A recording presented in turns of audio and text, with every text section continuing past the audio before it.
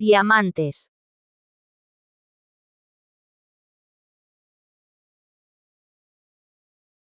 As de diamantes. Un hombre justo que quería poner todas las cartas sobre la mesa. Como de costumbre, me desperté antes que mi viejo, aunque no tardó mucho en empezar a desperezarse. Decidí comprobar si era verdad que todas las mañanas se despertaba con un estallido, como había dicho el día anterior. Llegué a pensar que a lo mejor tenía razón, porque, en el momento de abrir los ojos, tenía cara de asombro. Igual podría haberse despertado en un lugar muy diferente. En la India, por ejemplo, o en un pequeño planeta de otra galaxia. Eres un ser vivo, le dije. En este momento te encuentras en Delfos, un lugar de la Tierra, que es un planeta vivo que por ahora gira alrededor de una estrella de la Vía Láctea. En dar una vuelta alrededor de la estrella, el planeta tarda unos 365 días. Clavó su mirada en mí, como si tuviera que acostumbrar a sus ojos al cambio del país de los sueños a la dura realidad exterior. Te agradezco la información, dijo. Todo lo que acabas de decir, me lo digo todos los días antes de levantarme. Se incorporó diciendo. Sería bueno que me susurraras esas palabras al oído cada mañana, Hans Thomas. Llegaría antes al baño. Cerramos el equipaje rápidamente, desayunamos, y enseguida estuvimos de nuevo en el coche. Cuando pasamos por el recinto de los templos, mi viejo dijo, es increíble lo ingenuos que eran. Por creer en el oráculo. No contestó inmediatamente. Tuve miedo de que dudara de la palabra del oráculo sobre el encuentro con mamá en Atenas. Por eso también, dijo finalmente. Pero piensa en todos esos dioses, Apolo y Asclepio, Atenea y Zeus, Poseidón y Dionisos. Durante cientos y cientos de años construyeron costosos templos de mármol para ellos. Por regla general, tuvieron que recorrer enormes distancias, arrastrando pesados bloques de mármol. No entendía muy bien lo que estaba diciendo, pero sin embargo pregunté. ¿Cómo puedes estar tan seguro de que esos dioses no existían? Puede que ya hayan desaparecido, o se hayan buscado otro pueblo ingenuo, pero durante algún tiempo anduvieron sobre esta tierra. Mi viejo me miró a través del espejo. ¿Eso crees, Hans Thomas? No estoy seguro, contesté. Pero de alguna manera estuvieron en el mundo mientras la gente creía en ellos. Porque se ve lo que se cree. Y hasta que la gente comenzó a dudar de ellos, no envejecieron o se desgastaron. Bien dicho, exclamó mi viejo. Pero que muy bien dicho, Hans Thomas. Quizá tú también llegues a ser filósofo algún día. Por una vez tuve la sensación de haber dicho algo tan sensato que incluso mi viejo tuvo que meditar sobre ello. Por lo menos, se quedó sentado sin decir nada. En realidad, era como un engaño, porque yo no habría dicho nada de todo eso si no hubiera estado leyendo el libro del panecillo. Lo cierto es que no estaba pensando en los dioses de la antigua Grecia, sino en las cartas del solitario de Frode. Pasó tanto rato sin que dijéramos una palabra que decidí sacar la lupa y el libro del panecillo. Pero, justo cuando iba a seguir leyendo, mi viejo paró el coche al lado de la carretera. Salió disparado del Fiat, se encendió un cigarrillo y miró un mapa. Aquí, dijo. Sí, tiene que ser aquí. Bajo nosotros, a la izquierda, había una hondonada, pero no se veía nada que pudiera explicar ese repentino interés. Siéntate, dijo mi viejo. Comprendí que me iba a dar otra de sus charlas, pero esta vez no me enfadé, pues sabía que era un hijo privilegiado. Allí fue donde Edipo mató a su padre, prosiguió, señalando la hondonada. Muy estúpido por su parte. ¿Pero de qué demonios estás hablando? El destino, Hans Thomas. Hablo del destino, o de la maldición de las familias, si quieres. Es algo que debería atañernos a nosotros dos en especial, que hemos viajado hasta este país para buscar a una esposa y madre perdida. ¿Y tú crees en el destino? Me vi obligado a preguntar. Mi padre tenía un pie en la piedra en la que yo estaba sentado, y un cigarrillo en la mano. Negó con la cabeza. Pero los antiguos griegos sí creían en el destino. y en que si alguien se rebelaba contra él, recibiría su merecido castigo. Me sentí un poco culpable, y entonces empezó en serio. En Tebas, una ciudad por la que vamos a pasar dentro de poco, vivió el rey Layo con su esposa Yocasta. El oráculo de Delfos había dicho que Layo jamás debería tener hijos, porque si nacía un varón, éste mataría a su propio padre y se casaría con su madre. Cuando Yocasta, sin hacer caso de la profecía, tuvo un hijo, Layo optó por abandonarlo para que muriera de hambre o fuera devorado por animales salvajes. ¡Qué bárbaro! Tienes razón, pero escucha. El rey Layo ordenó a un pastor que abandonara al niño en el campo. Para más seguridad, perforó los tendones de Aquiles del niño para que éste no pudiera moverse por las montañas o encontrar el camino de retorno a Tebas. El pastor hizo lo que el rey le ordenó, pero andando por las montañas con las ovejas, se encontró con un pastor de Corinto, ya que la casa real de Corinto tenía pastos por esos parajes. El pastor de Corinto sintió gran compasión por el pobre niño que o moriría de hambre o sería devorado por animales salvajes. Suplicó al pastor de Tebas que le dejara llevar al niño a su propio rey en Corinto. De ese modo, el niño se crió como príncipe de esta ciudad, porque los reyes de Corinto no tenían hijos. Le llamaron Edipo, que significa pie hinchado por el maltrato que había recibido en Tebas. Edipo creció y se convirtió en un hermoso joven, apreciado por todos. Pero nadie le contó que no era el verdadero hijo de los reyes.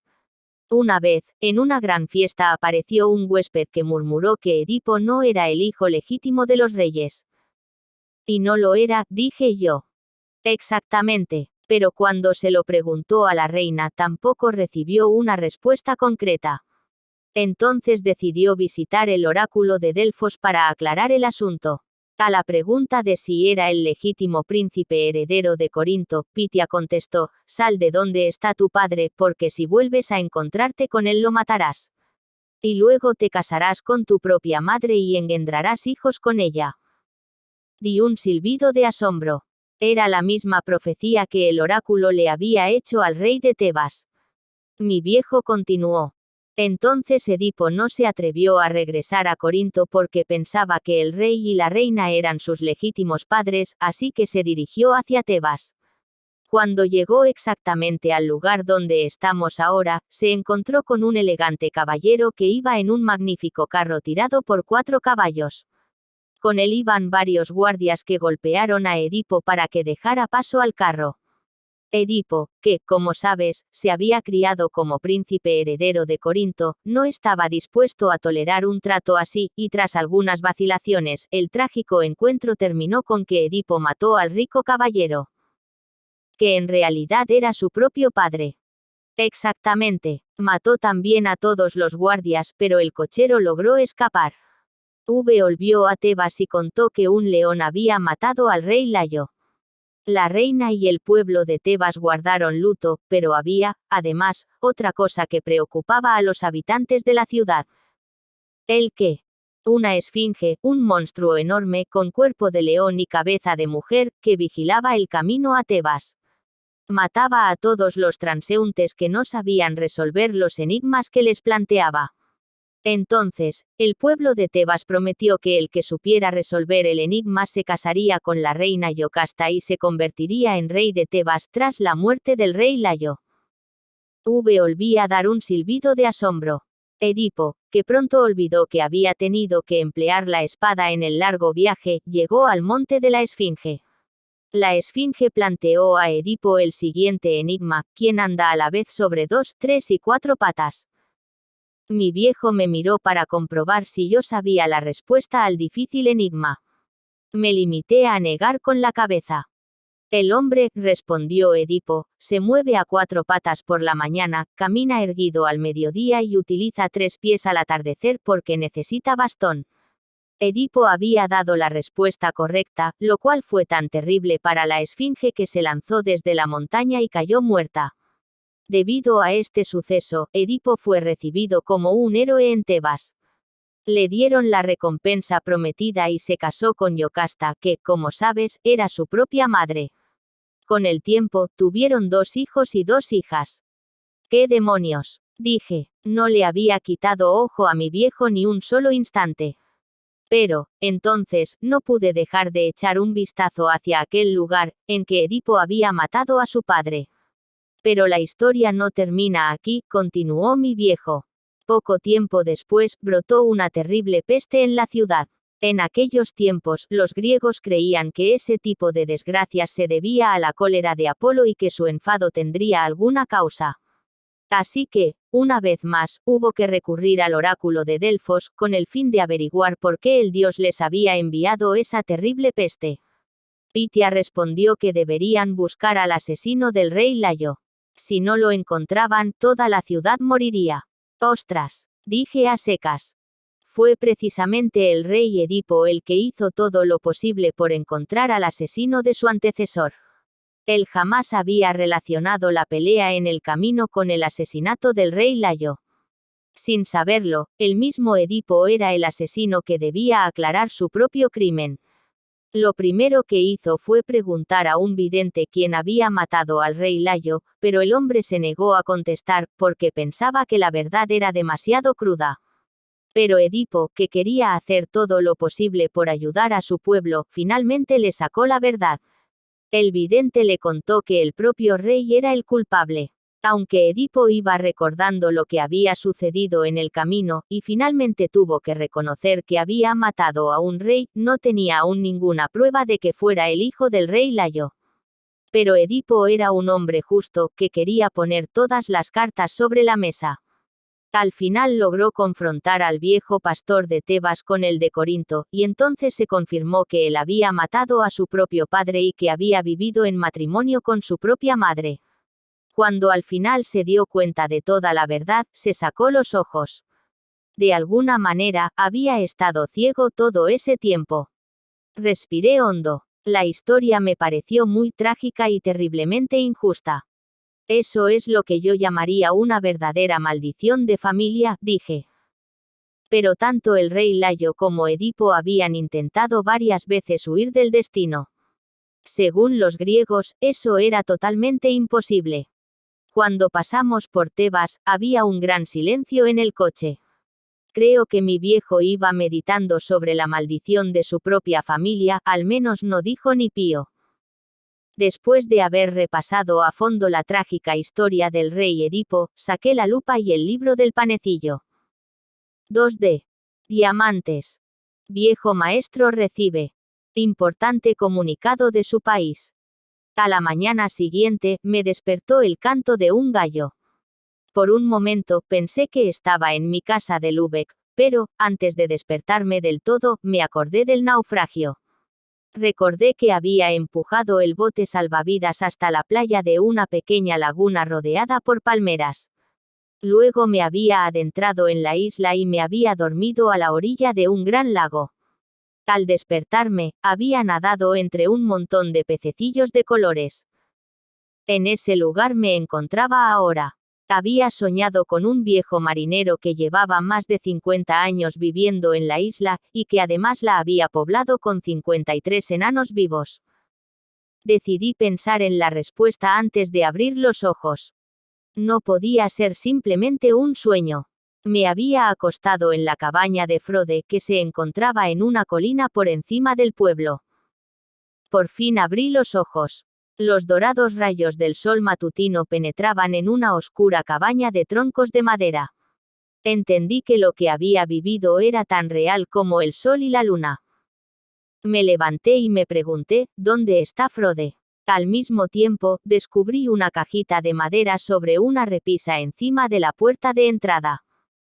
La bajé y vi que estaba vacía. Seguramente se trataba de la caja que había contenido los naipes antes de la gran transformación. La volví a dejar en su sitio y salí fuera. Allí estaba Frode, con las manos a la espalda mirando el pueblo. Me puse a su lado, pero ninguno de los dos dijimos nada. Los enanos estaban ya ocupados en sus tareas. Tanto el pueblo como las colinas lindantes estaban bañadas por el sol. Día de comodín, dijo finalmente el anciano. Una expresión de preocupación ensombreció su rostro. Día de comodín, Repetí, desayunaremos aquí fuera, hijo. Tú siéntate, te traeré el desayuno. Me señaló un banco junto a la pared de la cabaña con una mesa delante. También estando sentado había una magnífica vista. Unos enanos arrastraban un carro hacia la salida del pueblo. Eran tréboles que se dirigían a su trabajo en el campo. Del gran taller salía el ruido de movimiento de materiales. Frode volvió con pan y queso, leche de moluco y tuf caliente. Se sentó a mi lado y comenzó a contarme más cosas sobre los primeros tiempos en la isla. Pienso a menudo en esa época como la época de los solitarios, dijo. Estaba todo lo solo que un ser humano puede estar. Quizá por eso no es tan extraño que 53 naipes se convirtieran poco a poco en un idéntico número de figuras imaginarias. Los naipes también jugaron un importante papel en el calendario que empleamos en esta isla. El calendario. Ah, sí, el año tiene 52 semanas, de manera que cada carta de la baraja tiene una semana. 7 por 52, dije. Son 364. Exactamente, pero el año tiene 365 días. A ese día de diferencia lo llamamos día de comodín. No pertenece a ningún mes, y tampoco a ninguna semana. Es un día añadido, en el que todo puede suceder. Cada 4 años hay 2 días de comodín. ¡Qué astuto! Las 52 semanas, o cartas como yo las llamo, están repartidas en 13 meses, cada uno de 28 días. Porque 13 por 28 también son 364. El primer mes es As, y el último mes del año es Rey. Por tanto pasan 4 años hasta que volvemos a tener 2 días de comodín. Se empieza con un año de diamantes, luego sigue el año de tréboles, luego el de corazones y finalmente el de picas. De ese modo, todas las cartas tienen su propia semana y su propio mes. El viejo me miró fugazmente. Parecía sentirse a la vez avergonzado y orgulloso de su ingeniosa cronología. Suena un poco complicado al principio, dije, pero me parece un invento muy ingenioso. Frode asintió con la cabeza y dijo, en algo tuve que ocupar mi mente. Y luego, el año está dividido en 4 estaciones, los diamantes en la primavera, los tréboles en el verano, los corazones en el otoño y los picas en el invierno. La primera semana del año es As de diamantes, luego siguen los demás diamantes. El verano empieza con As de tréboles y el otoño con As de corazones. El invierno se inicia con As de picas y la última semana del año es Rey de picas. ¿En qué semana nos encontramos ahora? Ayer fue el último día de la semana del Rey de picas, y a la vez, fue el último día del mes del Rey de picas. Y hoy es el día de comodín, o el primero de los 2 días de comodín. Se celebra con una gran fiesta. ¡Qué extraño!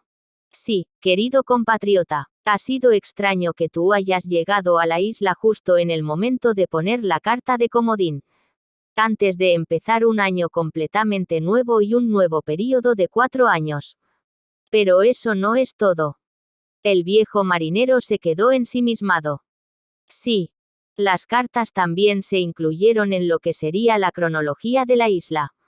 Ahora no te entiendo. Como ya te he dicho, di una semana y un mes a cada carta para poder llevar la cuenta de los días del año. El primer año que pasé en la isla lo llamé As de diamantes.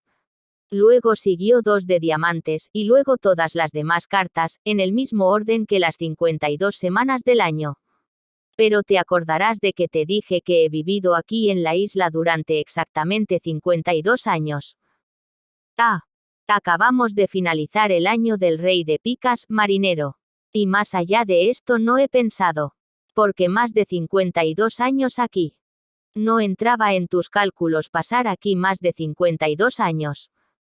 Supongo que no, pero, hoy, Comodín inaugurará el año de Comodín y esta tarde se celebrará la gran fiesta. Los picas y los corazones están preparando el taller de carpintería para el gran acontecimiento. Los tréboles recogen frutas y bayas, y los diamantes decoran la sala con vidrio. Yo también voy a participar en la fiesta. Tú serás el invitado de honor. Pero debes saber algo más. Aún nos quedan algunas horas, marinero, y tenemos que aprovecharlas. Echó bebida marrón en un vaso fabricado en el taller de vidrio. Bebí un pequeño sorbo, y el viejo continuó. La fiesta de Comodín se celebra al final de cada año, o si quieres, al principio de cada año nuevo. Pero solo se hace un solitario cada 4 años. ¿Un solitario? Sí, cada 4 años. Entonces se representa el gran juego de Comodín. Me temo que me lo tendrás que explicar mejor. Carraspeó 2 veces y prosiguió, como ya te he dicho, cuando vivía solo en la isla, necesitaba algún pasatiempo. A veces iba carta por carta y hacía como si cada una dijera una frase. Luego, jugaba a intentar recordar de memoria todas las frases. Cuando logré aprender lo que decían todas las cartas, comenzó la segunda parte del juego, que consistía en barajarlas para reunir todas las frases. A menudo componía una especie de relato que, como comprenderás, estaba formado por frases que habían inventado las cartas y que no tenían que ver unas con otras. Eso era el juego de Comodín. Bueno, supongo que en realidad era una especie de solitario con el que llenaba mi soledad. Pero fue el principio del gran juego de Comodín que ahora se representa en el día de Comodín, cada 4 años. Cuéntame. En el transcurso de los 4 años de que consta cada período, cada uno de los 52 enanos debe pensar en una frase. A lo mejor resulta un poco exagerado, pero debes tener en cuenta que piensan muy lentamente. Además, tienen que aprendérselas de memoria y, para unos enanos casi carentes de razón, no resulta fácil recordar una frase entera durante tanto tiempo. Y en la fiesta de Comodín las recitan. Correcto. Pero eso es solo la primera fase del juego. Luego, le toca el turno a Comodín, que no ha pensado en ninguna frase, pero que, mientras se recitan todas, está sentado en un sillón tomando notas. En el transcurso de la fiesta, debe barajar para que las frases de las figuras formen un conjunto. Coloca a los enanos por orden y cada uno debe repetir su frase, cada una de las cuales constituye ahora una minúscula parte de un gran cuento. ¡Qué astuto!, dije. Sí, puede que sea astuto, pero también puede resultar bastante sorprendente. ¿Qué quieres decir? Podría pensarse que lo que ocurre es que Comodín, como puede, intenta crear algo coherente partiendo de un caos, porque cada figura ha inventado su frase sin tener en cuenta al resto. Sí. Pero, sin embargo, da la impresión de que el conjunto, es decir, el cuento o el relato, existiera de antemano. De verdad. No lo sé, pero, si es así, entonces los 52 enanos son en realidad algo muy distinto, y mucho más que simplemente 52 individuos. En ese caso, hay un hilo invisible que los une. Y eso no es todo. Continúa. Cuando jugaba con las cartas, al principio de encontrarme en la isla, también intentaba leerlas. Naturalmente, no era más que un juego. Pero pensaba que a lo mejor había algo de verdad en lo que tantas veces había oído decir a marineros, en muchos puertos del mundo, que una baraja puede decirnos algo sobre el futuro. Y es cierto que precisamente, en los días anteriores a la llegada a la isla de las primeras figuras, J de tréboles y rey de corazones, justo estas cartas jugaron un papel predominante en muchos de los solitarios que hice. Curioso. No pensé en eso cuando empezamos con el juego de Comodín, tras la llegada de todas las demás figuras. Pero ¿sabes cuáles fueron las últimas frases del cuento de la anterior fiesta de Comodín, es decir, hace 4 años? ¿Cómo quieres que lo sepa? Pues escucha, joven marinero llega al pueblo el último día del rey de picas. El marinero resuelve adivinanzas con J de vidrio. Viejo maestro recibe importante comunicado de su país. Pero qué extraño. No es que no haya parado de pensar en estas palabras durante los 4 años, pero cuando apareciste en el pueblo anoche, que era el último día de la semana, del mes y del año de rey de picas, la vieja profecía me volvió a la mente. De alguna manera, se te estaba esperando, marinero. De pronto se me ocurrió una cosa, viejo maestro recibe importante comunicado de su país, repetí. Sí. El viejo clavó su mirada en la mía. Dijiste que ella se llamaba Stine. El viejo asintió con la cabeza. Y era de Lübeck. Volvió a decir que sí. Mi padre se llama Otto. Se crió sin padre, pero su madre se llamaba Stine. Murió hace unos años. Es un nombre muy común en Alemania. Naturalmente, mi padre era hijo ilegítimo, como suelen decir, porque mi abuela lo tuvo sin estar casada. Estaba comprometida con un marinero que desapareció en el mar. Ni él ni ella sabían que estaba embarazada cuando se vieron por última vez. Hubo muchos comentarios. Se hablaba de una fugaz relación con un marinero que había abandonado sus obligaciones. ¿Y cuándo nació tu padre, chico? Creo. Contéstame, ¿cuándo nació tu padre? Nació en Lübeck el 8 de mayo de 1791, hace algo más de 51 años. Y ese marinero era hijo de un maestro vidriero. No lo sé, la abuela no hablaba mucho de él, quizá debido a las habladurías de la gente. Lo único que nos contó a los nietos fue que él una vez, al partir de Lübeck, se subió a lo más alto de la jarcia del barco para decirle adiós, se cayó y se lastimó un brazo.